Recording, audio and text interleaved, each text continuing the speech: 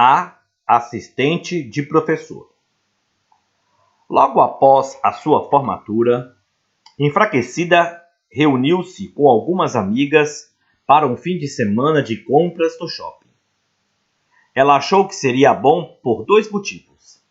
Ela poderia passar tempo comemorando com suas amigas mais chegadas e, em segundo lugar, ela poderia comprar as roupas e acessórios de que precisaria para a nova carreira.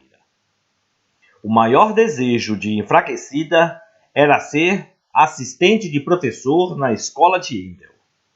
Sua entrevista seria na sexta-feira seguinte. No dia seguinte de compras, uma das amigas de enfraquecida, Fofoca, compartilhou com ela como uma amiga em comum, difamação, havia contado ao diretor-geral que enfraquecida havia dormido com um dos jovens alunos.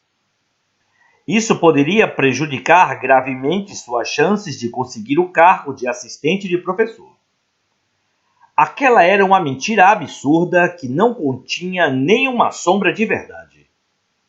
Ela havia se mantido pura durante todo o tempo na escola. Ela tinha certeza de que difamação havia feito aquilo por pura inveja ou até mesmo ódio. Enfraquecida estava furiosa. Profundamente ofendida, seus pensamentos foram consumidos durante o resto do fim de semana com a traição de sua suposta amiga. Ela jurou fazer com que difamação pagasse pelo que havia feito. O dia da entrevista chegou e, para surpresa de enfraquecida, ela foi escolhida para ocupar o cargo. O diretor-geral informou-a de que realmente havia ouvido os rumores, mas que, depois de investigar, foi convencido de que não eram verdadeiros. Ela não apenas conseguiu a posição, como foi designada como assistente de um dos seus professores favoritos. Seu nome era Vida Dupla. Ele era um dos professores mais talentosos de Jalim. Enfraquecida, estava impressionada por ter sido escolhida para trabalhar com um líder tão dinâmico. O semestre se iniciou e as coisas estavam indo extremamente bem, mas ela ainda tinha dentro de si um ressentimento crítico contra sua ex-amiga. Independente de, no final, tudo ter terminado bem, parecia que ela não conseguia realmente superar a traição de difamação. Embora as coisas parecessem ótimas, abaixo da superfície os problemas estavam em fermentação. O nome de Vida Dupla indicava quem ele era. Ele vivia de um jeito como professor, mas de outro bem diferente em sua vida privada. Seu julgamento seria mais severo, pois, como professor, ele havia tido o privilégio de ver Jalim. O julgamento dos professores não ocorriam aos 20 anos de idade, como acontecia com os outros, mas sim aos 30. Vida Dupla tinha apenas 25 anos naquela época.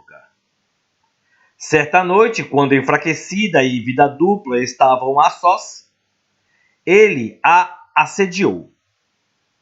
Ela ficou chocada e ultrajada e saiu de sua presença imediatamente. Ele não desistiu, mas persistiu durante as semanas que se seguiram.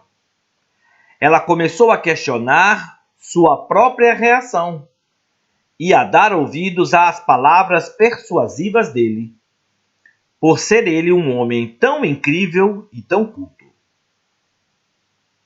Ela passou a apreciar a atenção dele. Ele era gentil e bondoso e era considerado um dos homens mais bonitos da comunidade.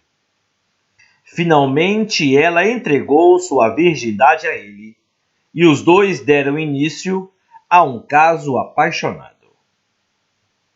Enfraquecida conhecera sentimentos tão excitantes de paixão e amor em nenhum jamais conhecera sentimentos tão excitantes de paixão e amor em nenhum relacionamento. Cada vez que ela o via, ficava sem fôlego. Pensamentos de encontrar-se com ele nas noites combinadas entre os dois a consumiam e temporariamente desviavam sua atenção do profundo e agora oculto sentimento de mágoa que ela ainda mantinha contra a difamação. Entretanto, depois de 4 meses, vida dupla de repente terminou tudo com ela. Arrasada, ela precisava saber o motivo.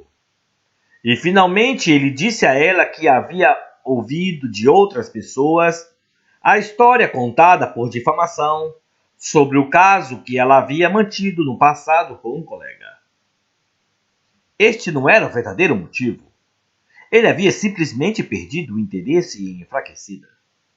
Ele já estava flertando com outra jovem da comunidade. As garotas eram altamente pressionadas a resistir aos poderes de sedução e persuasão daquele proeminente professor. Enfraquecida, sentiu-se ultrajada. Como ela poderia continuar a vê-lo todos os dias? Ela imediatamente pediu demissão de seu cargo na escola. Depois de vários dias abatida, abriu um salão de beleza com o que havia sobrado de seus $40.000. Ela parou de comparecer às reuniões semanais da escola, embora a palavra de Jalim afirmasse que o seu povo não devia deixar de se congregar. Ela não queria ter comunhão com hipócritas, e a maioria deles parecia ser exatamente isso. Ela ficava cada dia mais amargurada. Ela raramente mencionava a escola de Jalim. A paixão que ela havia expressado tão livremente em suas conversas já não existia mais. No entanto, quando alguém lhe perguntava, ela confessava sua lealdade a Jalim. Mas do fundo do seu coração ela o culpava por permitir que um homem tão corrupto ensinasse em sua escola. Na época em que o período de testes terminou, ela havia se tornado uma mulher muito amarga e ressentida. Mas, se alguém lhe perguntasse algo, ela o negava enfaticamente.